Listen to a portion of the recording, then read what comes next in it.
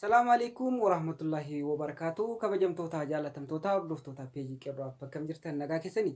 Nageenyi kiyyaa kan kabajaa kan jaalalaa bakka isin jirtanutti isin haa ga'u isiniin jedha. Egaan akkuma beekamu peejii qeerroo app yeroo appilikeeshina qabatee isiniif dhiyaata jechuudha. Kanumaan wal qabatee har'as wanni tokko qabadhee isiniif dhiyaadheera jechuudha. Sana dura garuu YouTube kiyyaa namni haga yoonaatti subscribe gootanii beeksisa taatanii jirtan guddaa galatoomaa isiniin jedha. Warri har'amoo beeksisatti ta'uu barbaadan jechuudha. Galtan jechuudha YouTube keessan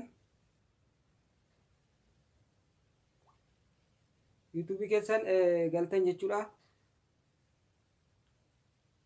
Erga YouTube keessan galtanii asirratti gubbaa kana irratti akkuma argitan jechuudha qeerroo app jettaniitti kan isin barreessitanu. Qeerroo app akkanatti isinii baha mallattoo gara gadii kan irratti argamtu jechuudha. Qeerroo app bifa lama bifa lamatiin kan barreeffamte gara jallaatti jechuudha. Yeroo tokkoof akkanatti qaastan jechuudha. Kun akkanatti isinii baha.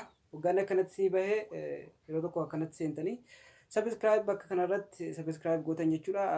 Achumaan kana gara gadii kanarratti jechuudha.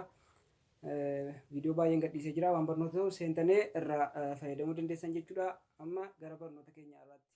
Egaan barnoonni keenya irraa gaafii namoota baay'eedhaan gaafatamu jechuudha. Akkuma beekamu guruppii WhatsApp illee ni qaba, messengeraa fi kana fakkaatan gaafii tokkicha irra deddeebi'ee kan gaafatamu jechuudha. Sunis waa'ee imeeliiti. Imeelii keenya paaspoortiin nu jalaa badee paaspoortiin beennu ka jettanu ammas appilikeeshina buufachuudhaaf hin dandeenyu pileestoorii nu banuu dide warreettanu hordofaa sirriitti viidiyoo kana isiniin jedha. Pileestoorii banachuu fi akkaawuntii keessan jechuudha iimeeli keessan yoo dagantanii jiraattan jechuudha. Pileestoorii banachuu fi ammas appilikeeshina tokko pileestoorii irraa buufattanu kan isiniif dalaguu didu jechuudha. Karaa isin ittiin banattan osumaan karaa gabaabaatti isin agarsiisa jechuudha. Sanas Google Chrome keessa seentan jechuudha. Iimeelii haaraa jijjiirachuuf paaspoortii keessa wallaaltan jechuudha. Google Chrome erga seentanii akkanatti tuqxanii asirratti setting mallattoo ni argamti bakka kanatti jechuudha. Yeroo tokkoof akkanatti cuqaastan jechuudha. Akkuma isin argitanu asitti iimeelii kiyya ka duraan qaba jechuudha. Fakkeenyaaf qeerroo app ka jedhe kana jechuudha. Fakkeenyaaf paaspoortii isaa irraanfadheeraa haa jennu. Erga irraanfadhee asuma bakka kanaan seena jechuudha. Si'a tokko ergan seenee bakka akkanatti na baasaa asirratti akkaawuntii kiyya duraanii asirratti immoo aada akkaawuntiidha. Aada akkaawuntii ka jette kana jechuudha. Yeroo tokkoof cuqaasaa. Manni eeggannaa aada akkaawuntii ka jette kana yeroo tokkoof cuqaasa jechuudha.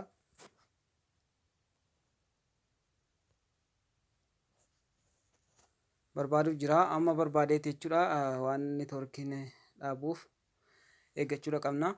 Aada akkaawuntii ka jedhe kana jijjiireen amma asirratti naa dhufeera. Asirratti erga akkanatti naa dhufe kireet ka jette kana jirti. Kireet akkaawuntii.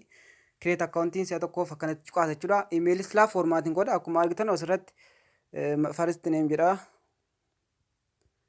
Awwal Kadir asirratti fakkeenyaaf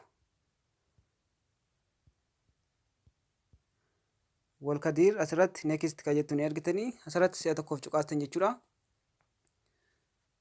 Akkanatti isinii ba'a month day year jedha. Ka barbaadan irra gochuu dandeessan isin fakkeenyaaf wama barbaadan jechuudha. Day jedha. Day kalas wama tokko. Ka year kanas gosuma barbaadan buufachuu dandeessan jechuudha. Gosuma barbaadan dirqama dhugaa ta'uun barbaachisu gosuma barbaadan asirratti gender jedha. Saala keessan dhiira yookaan durba gosa barbaadan itti godhachuu dandeessan isinii next ka jette kana yeroo tokkoof cuqaastanii asirratti iimeelii keessan barreeffattan. Iimeelii waan isiniif ta'u jechuudha. Amma fakkeenyaaf Awwal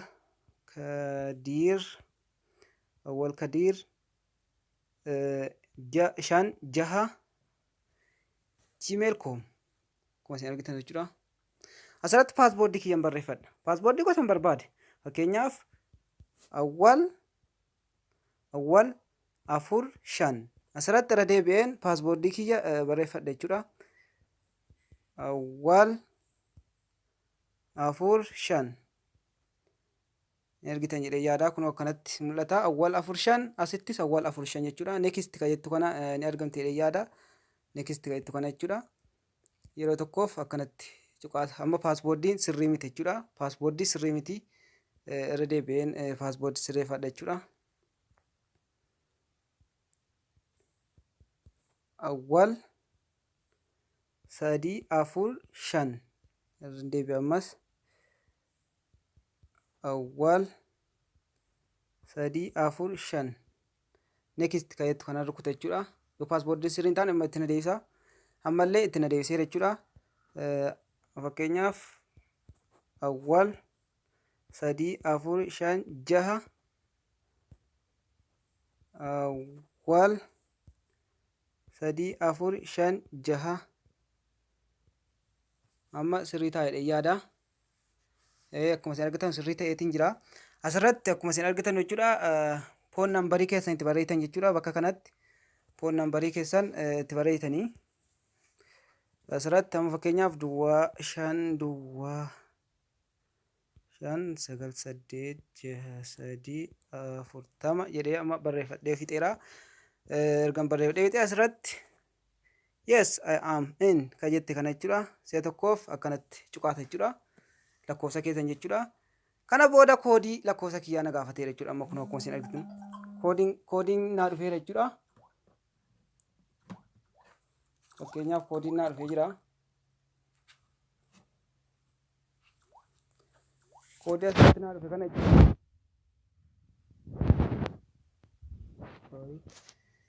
Koodiin asirratti naa dhufee jira.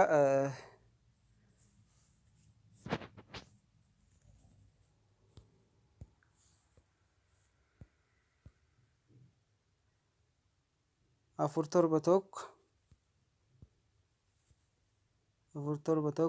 duwwaa 6 3 next halas dhumeera jechuudha. Akkaawuntii banachuudhaaf kun akkuma isin argitan asitti akkaawuntiin lama ta'ee naa dhufeera jechuudha. Akkaawuntiin lama ta'ee naa dhufeera. Hogganni naa dhufe kana akkaawuntii isan hin barbaanne jechuudha. Amma fakkeenya akkaawuntii awwal kadiir ka jedhe duraanii yoon hin barbaanne jechuudha. Keessa galeetan kun amma isin keessa galee jechuudha. Remove godha jechuudha. Asirratti galtanii remove gootan jechuudha. Bakka kanatti kana booda akkaawuntiin keessan hin gubata jechuudha. Inni duraanii haaraatu isinii banama jechuudha.